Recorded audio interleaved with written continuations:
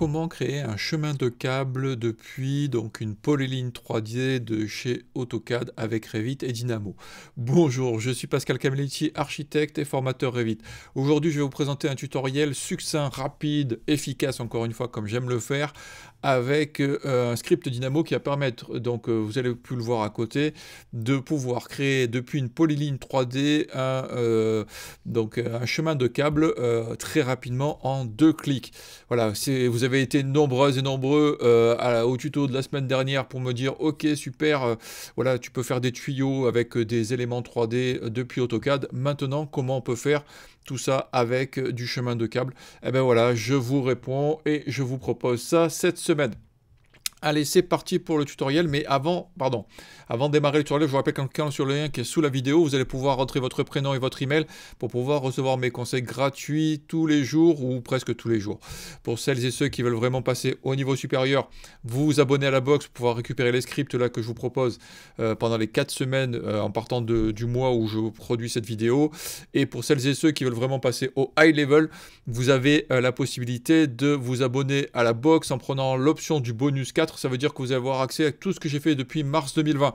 Donc allez-y, profitez-en. Ça fait des tonnes, des gigas de choses. Vous allez avoir un gabarit d'agence, des gigas de famille à télécharger.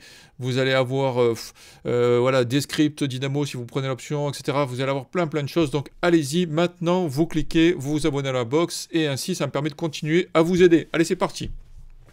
Alors, pour pouvoir avoir ce genre de choses très facilement, voilà, là ce que j'ai fait, c'est, je vais vous montrer, j'ai un AutoCAD, voilà, j'ai fait une polyligne.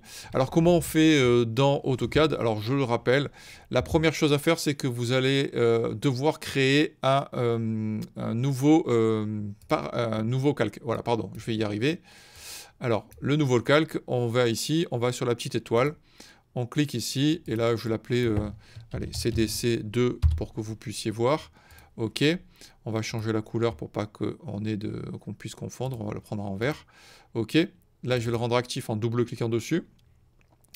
Voilà. Donc là, maintenant que j'ai fait ça, je vais pouvoir tracer ma polyligne. Alors là, on va ici. Moi, ce que je fais, en général, je tape poly 3D. Voilà. Et au moins, vous avez la possibilité de tracer une polyligne. On va partir de là. On va faire ça. On va monter en Z. On va faire ça. Alors attention, il ne faut pas que ce soit trop court dans les jonctions. Autrement, ben, la jonction donc, des éléments directement de la ligne, ça ne fonctionnera pas. Voilà, donc vous avez tracé votre contour comme ça. Vous enregistrez. Et donc, dans Revit, une fois qu'on est ici, vous allez aller sur l'onglet Insérer. Vous allez faire un lié CAO et vous allez chercher le DWG. Donc là, moi, je l'ai mis en mètre, je l'ai placé au centre, en manuel centre, pour pouvoir le placer facilement. OK, donc une fois que c'est fait, une fois qu'il est placé, moi, ce que je fais ici, c'est, voilà, pour le mettre à jour, on va dans Gestion des liens. Vous allez sur ici, et là, je fais Recharger. OK, et là on voit qu'il m'a rajouté la ligne. Alors là, je vais supprimer ce qui a été généré préalablement. Voilà, donc la ligne bleue, c'est la ligne donc de Dynamo. Hein. Ensuite, il suffit simplement, ce que je vais faire, c'est que je vais, donc du coup, voilà, je vous montre à quoi ça ressemble. Voilà, en gros, ce qu'il va falloir faire, c'est sélectionner donc les éléments. Hop, voilà. Vous voyez, on choisit. On a ici à choisir dans la liste, comme pour la semaine précédente, la liste du chemin de câble que l'on veut, le niveau sur lequel on va mettre, la largeur, la hauteur. Et après, il vous suffit donc d'exécuter. Et alors là, il l'a pas pris. Ah oui, pardon, j'ai pas pris le bon calque. J'ai dit CDC2. Voilà. On exécute. Voilà. Et il fait l'exécution. Bon, voilà, là, ce que j'ai fait, c'est j'ai fait ça. Il y a des petits bugs, hein, parfois ça arrive. Et il vous fait le chemin de câble qui va bien. Ça ne prend que quelques secondes. Alors, ce que vous pouvez faire aussi, c'est enregistrer...